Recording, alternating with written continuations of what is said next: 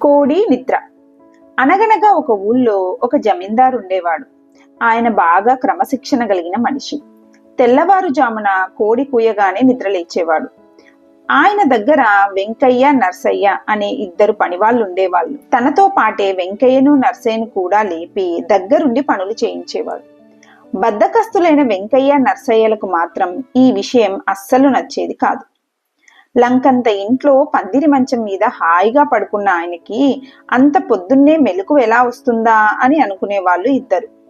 కొద్ది రోజులు గమనించాక ఆయన దగ్గర ఉన్న ఒక కోడి పుంజు పొద్దున్నే కూయడం వల్ల ఇలా జరుగుతుందని తెలుసుకున్నారు.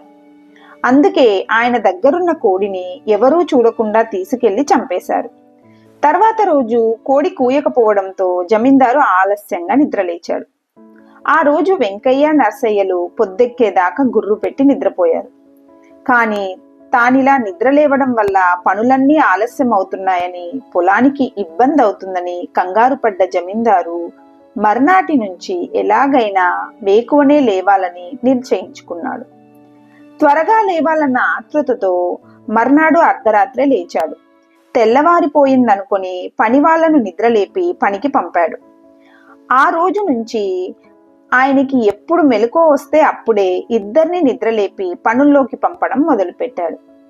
యజమానిని ఏమీ అనలేని వెంకయ్య, నర్సయ్య కోడి ఉంటే కనీసం రోజు ఒకే సమయానికి నిద్రలేచే వాళ్ళమని, ఇప్పుడు మొదటికే మోసం వచ్చిందని అనుకుంటూ తమ బద్ధకానికి తగిన శాస్తి జరిగిందని బాధపడ్డారు. ఈ కథ వల్ల మనకు తెలిసే నీతి ఏంటంటే, పనికి మాలిన బుద్ధితో తాత్కాలికంగా సమస్యను తొలగించాలనుకుంటే అది మరింత పెద్ద కష్టాన్ని తెచ్చిపెడుతుంది. బద్ధకానికి ఉపయోగపడుతుందనుకుని చేసిన దుష్టకర్మ చివరికి వారి జీవితాన్ని మరింత కష్టాల్లోకి నెట్టేసింది.